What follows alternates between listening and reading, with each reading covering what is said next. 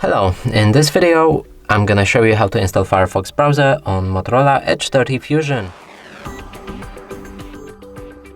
So to do this, let's open up our Google Play Store and here find the Firefox browser.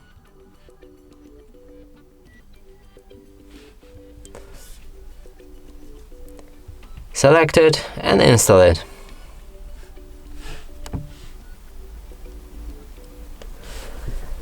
After installation process is complete, you should be able to open it. Here you can customize it, so choose a theme, pick a toolbar placement, change always on privacy settings, synchronize Firefox between other devices by signing up. You can also read the privacy notice, and when everything is done, click on Start Browsing. And right here, we can open any website, and it works fine.